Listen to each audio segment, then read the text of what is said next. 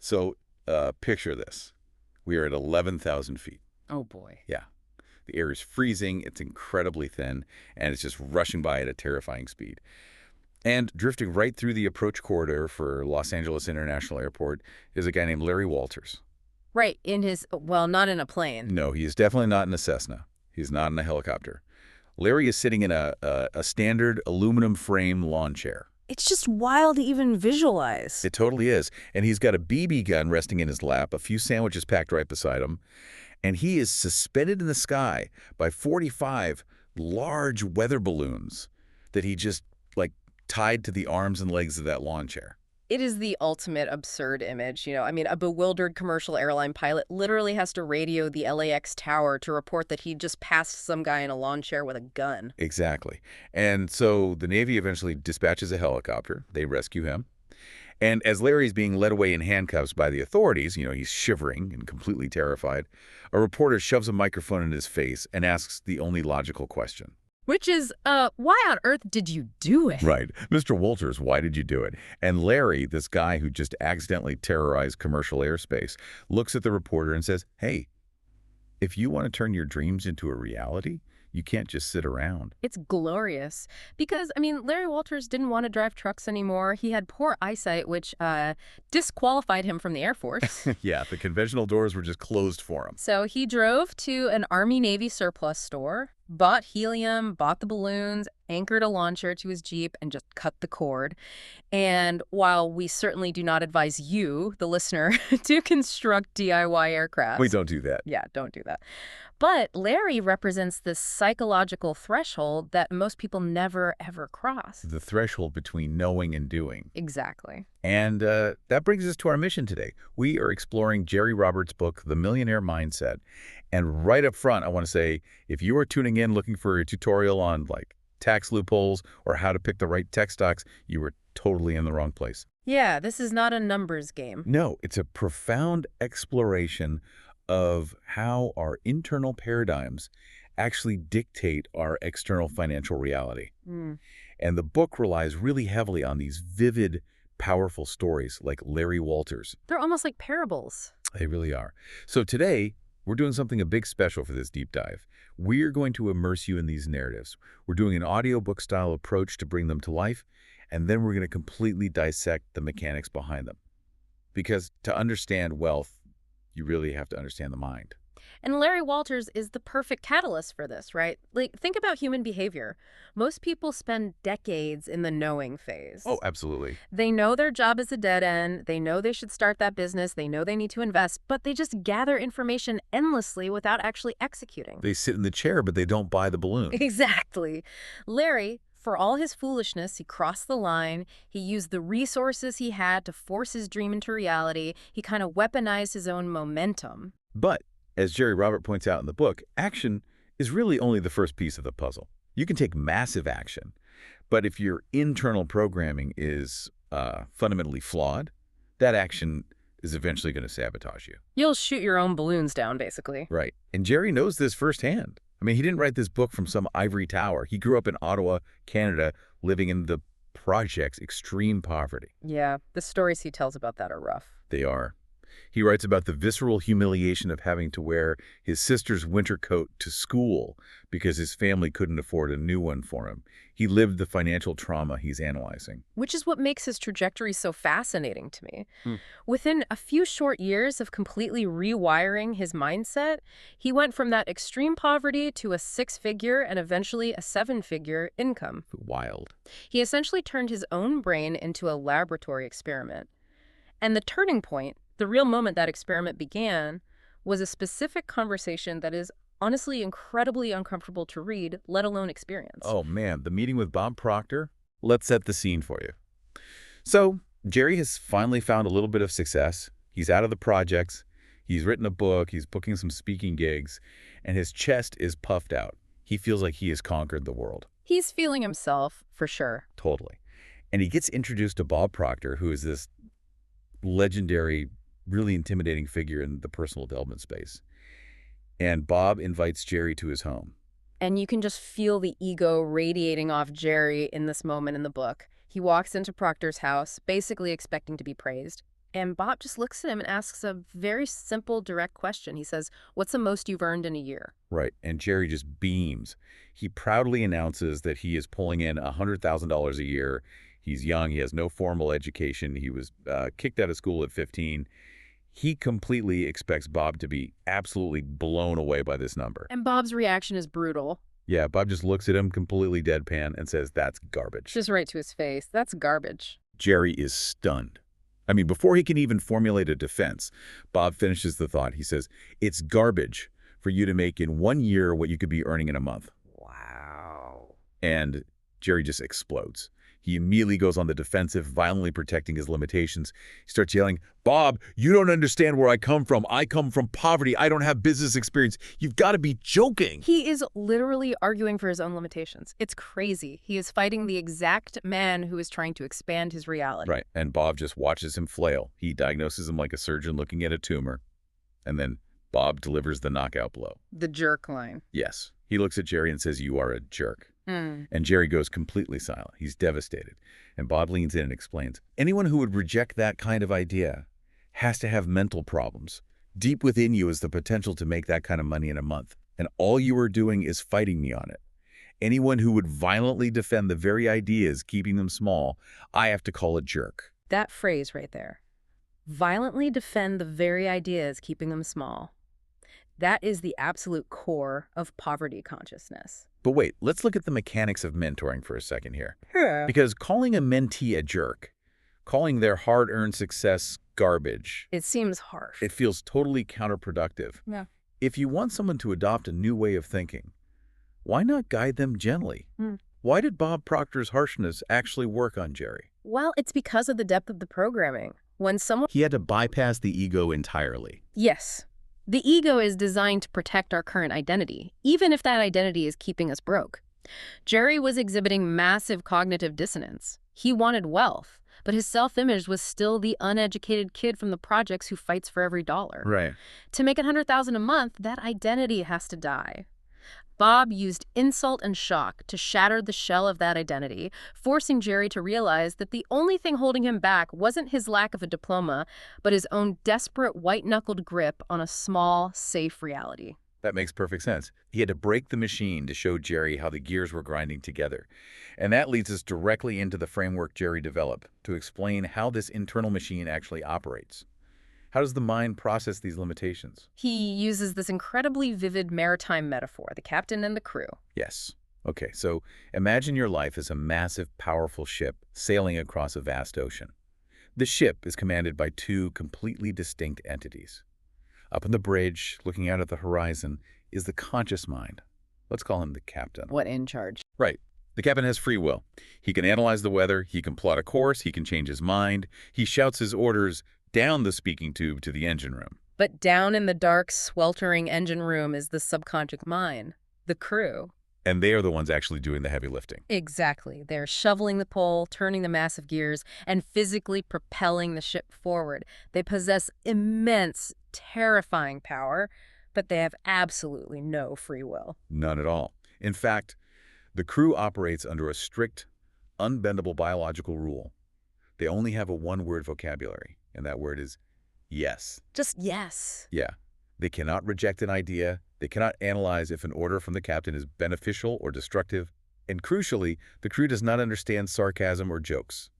Whatever the captain shouts down that tube, the crew immediately says yes and goes to work manufacturing that reality in the ship's engines. And if we translate this back to the mechanics of the human brain, this is where most people unknowingly sabotage their financial lives. The danger of casual thoughts becomes glaringly obvious. Oh, totally. Your conscious mind, the captain, might casually think, "I'm always broke," or "I'm terrible with numbers," or "I'll never get out of debt." You might even just be venting. Just complaining to a friend. Right. But your subconscious mind, the crew, hears that order, says, "Yes, Captain," and instantly optimizes your reality to make it true. It's honestly like a rogue algorithm on a social media feed. Oh, that's a great analogy. Like, if you click on a video about how terrible the economy is, even if you're just hate watching it or doing it ironically to make fun of it, the algorithm doesn't know you're being ironic. It just sees engagement. Exactly. The algorithm, your crew just says, yes. You clicked on this. You want despair. Here are 500 more videos to perfectly construct a reality of anger and financial doom for you. You feed it a thought, and it optimizes your entire environment to reinforce that thought. That is the exact mechanism. The subconscious mind is an unthinking optimizer. It regulates your posture, your tone of voice, your energy levels, and your selective attention. It controls what you notice. Yeah, if the captain says, "We are poor," the crew alters your body language in meetings so you don't project confidence. It makes you feel fatigued so you don't work on that side business. It literally blinds you to opportunities. The crew obliges the captain flawlessly. And the really sad part is people look at their current bank account, which is merely a lagging indicator, like the result of past thinking. Right, it's just a receipt. Yeah, and they let that dictate their current commands to the crew. They see a low balance and say, "I am broke." The crew says yes, and the cycle continues forever. Which perfectly sets up why it is so incredibly difficult to change those commands. Even when we know they are hurting us, we refuse to shout new orders. And to illustrate this, Jerry uses the story of the African monkey trap. Oh, this story. It is one of the most brutal and accurate depictions of human behavioral economics I've ever heard. It's hard to read, honestly. So the mechanics of the trap are ingeniously simple. Hunters in the jungle don't use complex spring mechanisms or heavy nets to catch monkeys. They take a heavy coconut, they hollow out the inside, and they carve a tiny hole in the shell. Just a small opening. Right. The hole is meticulously sized, just barely large enough for a monkey's open, flat hand to slip through. Then they place a handful of sweet roasted peanuts inside the hollow coconut, and they firmly tie the coconut to the base of a tree. And then they just walk away and wait. Soon enough, a monkey swings down from the canopy. He smells the peanuts, he walks up to the coconut, reaches his open hand through that tiny hole, grabs the peanuts, and makes a tight fist around his prize. He's got the treasure. But the moment he tries to pull his hand out, he's stuck. The hole is too small to allow a clenched fist to pass back through. And this is where the tragedy of the trap really reveals itself. The hunters walk back into the clearing, casually holding a net. The monkey sees them coming. He knows what's happened. Yeah, he screeches, he panics, he pulls frantically at his arm, but he is anchored to the tree. He is completely, hopelessly trapped. But he isn't trapped by the coconut, he isn't trapped by the tree. He is held captive entirely by his own absolute refusal to open his hand and let go of the peanuts. It is so painful to visualize because it's entirely self-inflicted. He could escape in a microsecond if he just unclenched his fist. But when we connect this back to the captain and the crew, we are looking in a mirror. We are that monkey. We absolutely are. The peanuts are our old, familiar, limiting beliefs. They are the comforts of the known. The idea that I need to work a safe 9 to 5 to survive, or rich people are inherently greedy, so I shouldn't try to be one, or I'm just not a numbers person. We hold on to those so tight. We grasp these ideas tightly because they offer a weird kind of psychological safety. They are our peanuts. And we are held captive by our refusal to let go of these small ideas. To grasp true, expansive wealth, you have to be willing to endure the terrifying vulnerability of opening your hand and letting the peanuts fall. You cannot hold on to poverty consciousness and a millionaire mindset at the same time. The whole only allows one to pass. Wow. Okay, so we've dissected the internal ship. We know how the captain issues orders, how the crew blindly executes them, and how we trap ourselves by refusing to drop the peanuts. But the ship doesn't sail in a vacuum. It sails on an ocean. The real world. Right. What governs the external world? Jerry argues that the external environment, the marketplace, the flow of capital, is governed by universal laws. And he illustrates this with a story about a car. The gold Mercedes. This perfectly bridges internal mindset with external reality. Okay, so Jerry is starting to make real money. He wants to buy an exotic car to celebrate. A friend points him toward a dealership, and Jerry sees something he has never, ever seen in his entire life. A stunning, rare, metallic gold Mercedes-Benz. It's like love at first sight. He is completely mesmerized. He buys it on the spot. He is thrilled because he genuinely believes he will be the only person in the entire city driving a car this unique. He signs the paperwork, takes the keys, and pulls out of the dealership lot. But then the phenomenon happens. Yes. On the drive home, he passes another gold Mercedes. A few miles later, he sees another one parked at a diner. Then another one merges onto the highway right in front of him. By the time he pulls into his own driveway, he has seen 6 gold Mercedes-Benz cars on the road. 6. He's initially furious. He thinks the dealer lied to him about how rare it was. But then the reality clicks. The external reality hadn't changed at all. Those 6 gold cars were always on the road. They had probably driven past him dozens of times over the past year. But until the exact moment he bought his own, Jerry lacked what the text refers to as a cell of recognition in his brain. So how does a cell of recognition actually work? Well, it's directly tied to the law of vibration, and mechanically it aligns perfectly with what neuroscientists call the reticular activating system, or the RAS. The brain's filter. Exactly. At any given second, your brain is bombarded by millions of bits of sensory data. If you processed all of it, you would go insane. So your RAS acts as a bouncer. It filters out 99.9% of the environment and only lets in information that you have deemed important. So before he bought the car, gold Mercedes were just background noise. Right. They were vibrating at a certain frequency, but Jerry's brain wasn't tuned to receive them. The moment he bought the car, he told his RAS, gold Mercedes are important now. He created the cell of recognition. Suddenly, the bouncer let that visual data in, and they appeared everywhere. Okay, this is where people get skeptical, translating this to money. The law of vibration states that you will only see and attract million-dollar ideas when you are vibrating at a million-dollar frequency. But how do you practically do this? That's the million-dollar question. Literally, like, how do you create a cell of recognition for wealth without just sitting on your couch, wishing really hard and pretending to be rich? That is the crucial distinction. Wishing is not vibrating. The text is deeply practical about this. It requires actively, mechanically altering your environment to shock your crew into a new baseline. You have to feed the RAS new data. How so? The book suggests doing this in microdoses. For example, get dressed up and go to the absolute best, most exclusive 5-star hotel in your city. You don't need to rent a $1,000 suite. You just go into the lobby and buy a cup of coffee. Just to sit there. Yes, you sit there and you aggressively observe. You feel the weight of the coffee cup. You listen to the quiet, competent murmur of the staff. You watch how the patrons carry themselves, how they speak, how they dress. You're gathering data. You are taking high-definition sensory data of wealth and forcefully downloading it into your subconscious crew. You are building the cell of recognition. Once your brain knows what high-value environments and high-value interactions actually look and feel like, it starts scanning your everyday life for matching frequencies. So it's not magic. No. Suddenly, you notice a business opportunity you would have walked right past a week ago because your brain is now tuned to recognize the architecture of wealth. That shifts it from mysticism to pure selective attention training. You are manually calibrating your own radar. And the text pairs this law of vibration with two other critical mechanical laws. Let's look at the law of polarity first. Polarity is essentially the physics of perspective. The book uses Donald Trump as an example here. And regardless of politics, the financial mechanics of the story are wild. There was a period where Trump was $981 million in debt, practically $1 billion underwater. That's a staggering number. For almost any human being on Earth, that is a bridge-jumping level of despair. But he bounced back.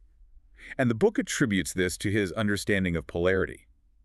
The law states that every single situation has an equal and opposite reality embedded within it. It's the concept of convexity. When you are $1 billion in debt, the panic is overwhelming. But the equal and opposite truth is that if you owe the bank $1,000, you have a problem. If you owe the bank $1 billion, the bank has a problem. Right, you own them at that point. You suddenly have immense negotiating leverage. Polarity demands that when disaster strikes, whether it's a market crash, a lost job, or a failed business, you do not let the captain shout panic down the tube. You force the captain to ask the crew, where is the equal and opposite advantage in this exact scenario? It's forcing your brain to hunt for the alpha in the volatility. Precisely. And then you have to pair that with the law of germination. Right. The carrot sprout. Think of a founder planting a carrot seed. You plant it, you water it, and eventually a tiny green sprout breaks through the soil. But if you walk out there every morning, grab that little green sprout and yank on it to try and stretch the carrot so it grows faster. You just rip the roots out and kill the crop. Exactly. Germination is the antidote to modern impatience. We live in an era of instant gratification. We want the one-click purchase, the overnight success. But wealth creation is an organic process. It takes time. The law of germination dictates that you apply consistent, high-frequency energy to your goals. You water the soil, but you cannot force premature results. You cannot yank on the carrot. You have to allow the compounding mechanics of time to do their work while maintaining your expectation of success. So if we understand how to tune our radar to attract wealth, and we know we have to be patient enough to let it grow, What are the active behaviors that push wealth away? Because a lot of people are working incredibly hard, but they remain broke. Yeah, they're exhausted but still struggling. We have to look at our emotional relationship with money itself. And the book illustrates this with the story of little Jenny. And I will warn you, the psychological subtext of the story is heavy. It is a beautiful, devastating metaphor for how society trains us to view value. It really is. Let me set it up. Yep. Jenny is a cheerful 5-year-old girl. One day, she's at the local store with her mother, and she spots them right at the checkout counter. A strand of glistening white pearls in a cheap pink foil box. They cost $1.95. Classic impulse buy. Right. She begs her mother for them. Her mother says, if you do your chores and save your pennies, you can buy them yourself. Which initiates the struggle. Right. Jenny goes to work. She empties her piggy bank, counting every copper cent. She pulls weeds in the neighbor's garden. She saves the dollar she got for her birthday. Finally, she accumulates the $1.95. She buys the fake pearls. And she loves them. Oh, she loves them intensely. She wears them everywhere. She wears them to the park. She wears them running errands. She even sleeps in them. The only time she takes them off is when she takes a bath, because her mother warns her that the cheap coating will wash off and turn her neck green. She has completely attached her identity to this $1.95 object. Completely. Now, Jenny has a deeply loving father. Every night, he comes upstairs to read her a bedtime story. One night, he finishes the book, closes it, and looks at her. He asks, Jenny, do you love me? She says, oh, yes, Daddy, you know I do. He smiles and says, then give me your pearls. The ultimate test of attachment. Jenny is panicked. She says, oh, Daddy, not my pearls, but you can have my favorite toy horse, the one with the pink tail. Her father just smiles gently, kisses her cheek, and says, that's okay, honey. He leaves. He doesn't push it. No. A week passes. He reads her another story. He asks again, Jenny, do you love me? Then give me your pearls. Again, she offers her favorite doll, her yellow blanket. She will give him anything but the fake pearls. He kisses her and leaves. And you can feel the tension building. She knows what is being asked, but the fear of loss is overpowering. Finally, a few nights later, the father walks into her room. Jenny is already sitting up on her bed. Her little chin is trembling. A single tear rolls down her cheek. Without saying a word, she lifts her hand. She opens her fingers. And resting in her palm is her beloved, cheap, dime store pearl necklace. She whispers, here, Daddy, it's for you. And then the paradigm shifts. With tears in his own eyes, her father reaches out with one hand to take the fake pearls from her. And with his other hand, he reaches into his pocket. He pulls out a beautiful blue velvet box. He opens it, and inside is a strand of genuine, exquisite, immensely valuable pearls. Wow. He had them the entire time. He was just waiting for her to let go of the cheap fake ones so he could give her a genuine treasure. It is a staggering story because it forces a direct, uncomfortable question onto you. What dime star pearls are you fiercely holding on to? What small, comfortable fake things are you clinging to that are actively preventing you from receiving genuine wealth? It's the African monkey trap, but emotional. Exactly. And the author connects this to what Stephen Covey refers to as the personality ethic versus the character ethic. Society programs us with the personality ethic. We are trained to cling to the appearance of success, the fake pearls. The illusion of it. Right. We buy clothes we can't afford. We take vacations on credit cards. We obsess over our social media image. We exhaust our capital trying to look rich, rather than doing the quiet, unglamorous work of building the character ethic, the substance of actual systemic wealth. Which brings us to the most brutal and honestly hilarious manifestation of the fake pearls in the modern world. The book calls it out directly. Let's call it the BMW delusion. This is the exact moment where financial math destroys social ego. Jerry is at a seminar, and a young salesman named Mark comes up to him. Mark is pumped up. He's had a decent month of commissions. He tells Jerry, I'm selling up a storm. I'm going to pull the trigger on a brand new BMW. All the top shooters at my company drive one. I needed to fit in with the heavy hitters. The rationale is already flawed. Right. Jerry looks at him with intense skepticism. Mark gets defensive and immediately rationalizes it. He blurts out, plus, it's an investment in myself. Having that $673 a month car payment hanging over my head will motivate me. It'll force me to get out there and hustle harder for sales. It is a masterclass in self-deception. He is literally arguing that chaining himself to a massive monthly liability is a strategic wealth-building move. It's crazy logic. Jerry tears this logic apart because it is the purest form of keeping up with the Joneses. Mark is willing to trade his future life energy, his hours on Earth, for a depreciating piece of shiny metal, just to signal status to a group of coworkers who do not actually care about him. Jerry calls this chicken feed living. Right, because true wealth has nothing to do with the hood ornament on your car. Jerry introduces a mathematical concept here that completely redefines wealth. He calls it D-Day. D-Day. What does that stand for? D-Day stands for the number of days you can survive, maintaining your exact current standard of living if you stop receiving a paycheck today. Oh, man.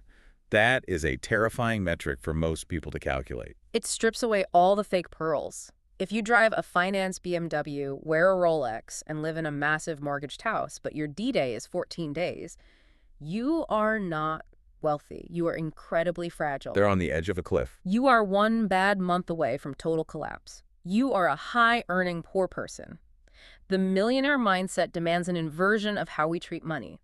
The masses put the reward phase before the investment phase. They get a raise, they buy the car. And the wealthy. The wealthy put the investment phase first, and they delay the reward phase until the investments generate enough cash flow to buy the car without touching the principal.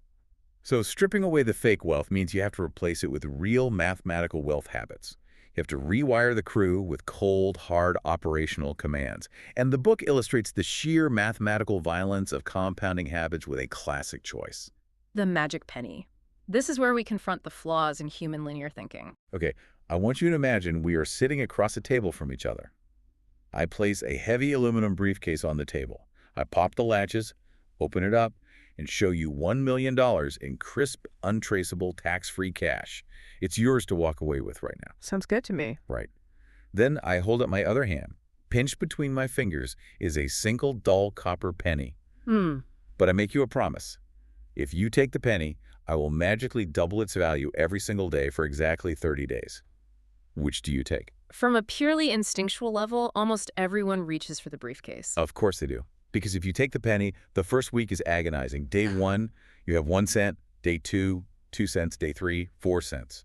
By day 5, you have exactly 16 cents. It feels like a scam at that point. It really does. By day 10, the guy who took the briefcase is driving a Ferrari down the coast, and you were sitting there staring at exactly $5.12. The temptation to quit and curse your decision is immense. But then you cross the threshold where the math turns exponential. Day 20, you have $5,242, and still not $1 million, but it's accelerating. Day 25, $167,000. Yeah. Day 28, $1.3 million. And on day 30, that single copper penny has exploded into $5,368,709. This is the mathematics of persistence.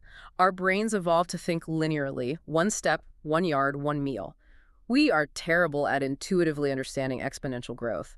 And Jerry uses this math to introduce the foundational habit of the entire book, the Power 10 principle. That's the rule. The rule is absolute. You must save and invest 10% of every single dollar you earn. Before taxes, before rent, before the BMW payment, you slice 10% off the top and you lock it away in an investment vehicle. It is the real-world execution of the doubling penny. Exactly. Time is the greatest lever in the universe, but the lever only works if you actually put capital onto the fulcrum. You have to endure the agonizing early days, the day 5s and day 10s of your financial journey, where it feels like your measly 10% savings isn't making a dent in your life. When you just have $5.12. Yeah. You have to withstand the social pressure of watching your peers buy things on credit. But if you have the iron discipline to delay gratification and let the Power 10 principle run, the compounding effect eventually creates an explosion of wealth. But let's pause and deal with the immediate objection. Because every time the Power 10 principle comes up, the pushback is exactly the same. Jerry, you don't understand my reality. I am living paycheck to paycheck. By the 28th of the month, I have $4 in my checking account. I can barely afford groceries. How am I supposed to magically find 10% of my income to hide away? It's the most common pain point, but the text is completely uncompromising here. Jerry argues that in 90% of cases, living paycheck to paycheck is a symptom of poor money management, not a lack of income. It is a behavioral disease, not a math problem. He points out that you see people earning $30,000 a year living paycheck to paycheck, but you also see people earning $300,000 a year living paycheck to paycheck. Yeah, precisely. Because Parkinson's law dictates that expenses will always expand to consume the available income. If you don't forcefully remove the 10% first, you will simply bleed it out on minor, unmemorable lifestyle inflation. Those little leaks sink the ship. And the cure Jerry offers isn't just a motivational speech about trying harder. He gives a specific mechanical administrative solution. He calls it the Money Mastery Filing System. Which sounds incredibly boring, but he claims it's revolutionary. It is revolutionary because it tackles the psychology of chaos. Think about the average person's financial life. It's a shoebox full of crumpled receipts, a pile of unopened mail on the counter, and random digital subscriptions they forgot about. Just totally disorganized. When your physical financial environment is chaotic, your mind is chaotic, your crew is confused, the captain is shouting, "We want wealth!" but the engine room is buried in trash. Creating a rigid, highly disciplined, categorized filing system for every receipt, tax document, and bank statement does two vital things. First, on a purely practical level, it literally saves you money by uncovering tax write-offs and recurring drains on your capital. And Second, and much more importantly, it creates profound mental clarity. It signals to your subconscious crew that you are a serious manager of capital. You are respecting the money. You are creating a physical environment, a cell of recognition that says, "I am in control." it's the defense mechanism of wealth. You save the 10%, you organize the files, you stop the bleeding, but you can't win the Super Bowl by only playing defense. You need a high-powered offense. And in the millionaire mindset, the ultimate offense is MSI, multiple sources of income. This is where the book shifts gears from surviving to thriving. MSI is the holy grail. Jerry frames this concept with a brilliant quote from the economist Paul Zane Pilzer. Pilzer asks, why, in a free enterprise economy, would a worker voluntarily submit to direction by a corporation instead of selling his own output directly to customers in the market? Let that question sink in. Why do we default to renting out our brains to one single boss for a fixed flat fee when we have the technology and access to own the rights to our brains' output directly? Jerry uses his own career as the perfect example. He writes a book that requires a massive one-time expenditure of energy. He sits at the keyboard for months.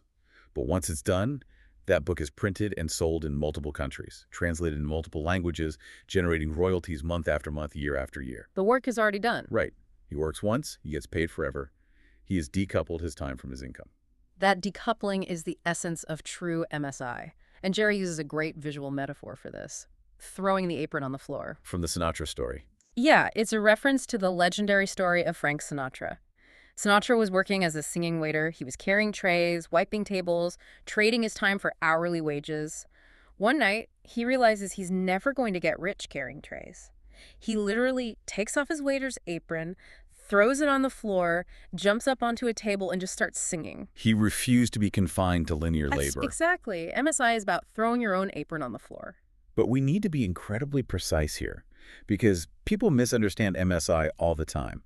And MSI is not a second job. Absolutely not. If you finish your 9-to-5 corporate job and then you go drive an Uber for 4 hours or you take a night shift folding clothes at a retail store, you have not created an MSI. You have just added more linear labor to your week. You're just working more hours. You are still trading hours for dollars. You're just more exhausted. The book provides a very strict mechanical checklist for what qualifies as a perfect MSI. Let's walk through those criteria. First, it must require low management. If you have to babysit at 40 hours a week, it's a job, not an MSI. Makes sense. Second, it must require low personal energy. It should run in the background. Third, it requires low capitalization. This is vital. Jerry is not telling you to remortgage your house and take out a $500,000 loan to open a franchise restaurant. No huge risks. Right. An MSI should be lean to start. But conversely, it must have the potential to yield highly asymmetric returns and high personal satisfaction. And this is where the book gets incredibly fun. Jerry encourages absolute, uninhibited brainstorming to find your MSI. He lists out these wildly varied examples that his own students have successfully launched. They are so specific. They are, and they prove that you don't need a PhD in tech or finance to build an MSI. You just need to spot a friction point in the world and apply a creative solution. For example, he talks about mobile oil changes. Someone realized that people hate sitting in the waiting room at Jiffy Lube for an hour. So they bought a van, packed it with oil and filters, and they go to corporate parking lots. It's brilliant. They change the oil in your car while you were sitting at your desk working. You walk out at 5 p.m. and it's done. Or starting a highly specific niche dating service, or a specialized laundry delivery route. My favorite is the real estate play he mentions. Taking an empty, dead store space in a struggling mall, negotiating a dirt cheap short-term lease, and doing something completely outrageous with the space just to generate massive foot traffic and attention for a pop-up business. It's all about arbitrage, finding value where others see empty space. And we need to connect this directly to you. What is your hidden skill? What is the thing that you do effortlessly that other people find incredibly difficult or tedious? Everyone has something. How can you package that knowledge into a digital download, a consulting framework, or a lean service business that can scale without requiring you to manually punch a clock? But here's the trap. You brainstorm your idea. You find your perfect MSI. You're fired up. If you try to execute that idea completely alone, you are dragging the old paradigm into the new system. You are still relying entirely on your own limited captain and your own limited crew. So what's the alternative? To build serious wealth, the book argues that you need collective computing power. You need a mastermind. And to explain the mechanics of a mastermind, Jerry tells the story of the fisherman. Imagine a guy who is an absolute fishing fanatic. He spends every single weekend on his boat. He knows the migration patterns of vase. He knows exactly which lure to use in murky water. He knows how to tie 50 different knots blindfolded. He's an expert. He decides to turn this vast knowledge into an MSI, maybe a specialized lure company or an instructional video series. But he hits a wall immediately. A massive wall. He knows fish, but he knows absolutely nothing about incorporating an LLC. He doesn't know how to code a Shopify website. He knows nothing about Facebook advertising algorithms, and he certainly doesn't know how to negotiate with overseas manufacturers for plastics. It's too much for one person. If he tries to learn all of this alone, in his garage, he will burn out in 3 months and fail. So instead of grinding alone, he brings his goal to a mastermind group. Right. He secures a seat at a table with 10 other highly motivated, diverse individuals. Suddenly the math changes. He isn't relying on his own single brain. He has unlocked the computing power of 11 minds. He presents his problem to the table, and magic happens. The collective intelligence kicks in. The woman to his left is a graphic designer. She sketches a logo in 10 minutes that would have taken him weeks. The guy across the table owns a logistics company. He introduces him to a reliable manufacturer. Another member knows a tax attorney who specializes in e-commerce. As the billionaire oil tycoon J. Paul Getty famously said, "I would rather have 1% of the efforts of 100 people than 100% of the efforts of one person." The mastermind is the ultimate manifestation of leverage. You are bridging the structural holes in your own network. But there is a massive glowing red warning label attached to the mastermind concept in the book. Jerry makes it very clear that a mastermind is not just a networking event where people hand out business cards. It requires a completely different psychological approach. The mastermind only functions if every single person enters the room with a strict give mentality, not a get mentality. Right, you can't be selfish. If you walk into a mastermind group and your internal dialogue is, how can I extract value from these people to launch my lure company? You will poison the well. The group will sense your extraction mentality and shut you out. It's a radical act of collaborative generosity. Exactly. The magic of the group mind only activates when every person is singularly focused on helping the other members solve their problems without demanding an immediate transactional return. When 11 people are all trying to push each other upward, the rising tide lifts all the boats. Okay, so you have your MSI built, you have your mastermind group backing you up, providing the leverage. Now you actually have to go out into the marketplace and sell your product. You have to convince people to open their wallets. And this brings us to the final major paradigm shift of the book, the new reality of sales. This is where Jerry dismantles the 1980s Glenn Ross approach to doing business. He argues that traditional brute force sales tactics are completely dead. Cold calling a list of strangers, knocking on doors in random neighborhoods, spamming people's email inboxes, it's exhausting. And it has a near-zero conversion rate today. Jerry says, selling is like kissing. Which is a hilarious but perfectly accurate analogy. Think about it. Imagine walking into a crowded bar, walking up to the first stranger you see, and immediately asking them to marry you. They'd think you were crazy. That is cold calling. It is the one-night stand approach to commerce. It reeks of desperation. It is highly offensive to the person being interrupted. The modern wealthy salesperson uses what Jerry calls the marriage model. It's the transition from the unknown marketplace to the known marketplace. In the unknown marketplace, you are a hunter chasing prey that doesn't want to be caught. You're forcing it. You are burning massive amounts of caloric and emotional energy trying to convince people who do not care about your fishing lures or your dating service that they need them. You face constant rejection. But attraction marketing completely flips the power dynamic. It does. Attraction marketing is about positioning yourself as a lighthouse rather than a hunter. You don't chase the market, you create immense value up front so the market comes to you. You transition into the known marketplace, which consists entirely of people who have already raised their hands and said, I have a problem and I am interested in your solution. But practically, how do you build that lighthouse? How do you stand out in a noisy digital world so people know to come to you? The text drops a massive, highly specific strategic hint here. The ultimate way to signal authority and attract the market is to write a book. It is the ultimate differentiator. Jerry notes that in our society, the title of author carries an almost mystical weight. Think about the difference in power dynamics. If you are a financial advisor and you hand a prospect a glossy business card with your logo on it, you are just another salesman trying to get into their wallet. Yeah, they immediately put their guard up. But if you sit down across from that same prospect and instead of a business card, you hand them a physical 200-page book on wealth management that you wrote and you sign the inside cover for them, everything changes. The paradigm violently shifts. You are no longer a salesman. You are the perceived definitive expert in your field. The prospect assumes that if you wrote the book on the subject, you must possess superior knowledge. It creates a magnetic pull. You move from begging for their business to them hoping you will take them on as a client. Your energy is spent serving people who actively want your help, rather than fighting through the objections of people who don't. It's brilliant. You architect an environment where you literally cannot be ignored. Well, we have covered an immense amount of ground today in this deep dive. Let's take a breath and trace the architecture of this blueprint we've just unpacked. It's a lot to take in. It is. We started at 11,000 feet with Larry Walters in his lawn chair, establishing that raw, unpolished action is the necessary catalyst for any dream. We followed Jerry Robert from the poverty of the projects to the brutal, ego-shattering mentor session with Bob Proctor, learning that we cannot violently defend the ideas keeping us small. We went deep down into the dark engine room of the mind to meet the captain and the crew, discovering the terrifying, unblinking power of our subconscious to say yes to every single order we give it. We learned how to avoid the African monkey trap by finally unclamping our fists and letting go of the peanuts of our limiting beliefs. We bought the gold Mercedes and learned how to manually program our reticular activating system to see the wealth vibrating all around us.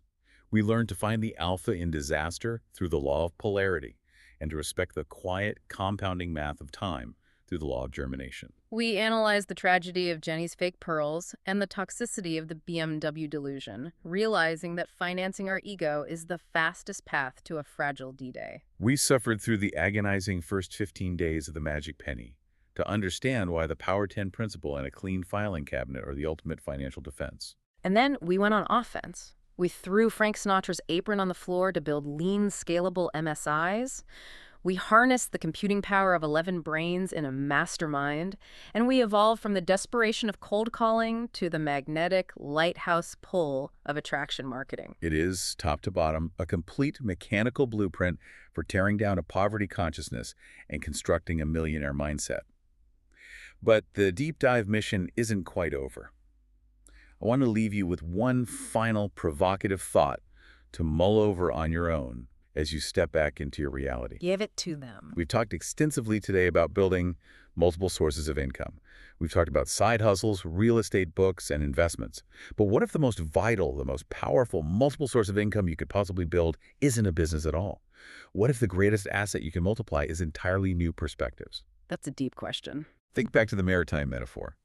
The conscious mind is the captain on the bridge giving the orders. The subconscious is the crew in the engine room, dutifully shoveling the coal and turning the gears. But if you take one massive step back, who is observing the ship? Who actually owns the vessel? The observer. Perhaps the ultimate form of wealth, the highest vibration you can reach, comes from zooming out and realizing that you are not just the captain, and you are not just the crew. You are the very ocean they sail upon. You possess the infinite capacity to hold all of these paradigms, to observe the ship's course without judgment, and to change the currents beneath the hull whenever you choose. You are the environment itself. Wow. So as we wrap up this deep dive, as you unplug, stand up, and walk back out into the friction of your daily life, what commands are you whispering down the tube to your crew right now? Make them good ones.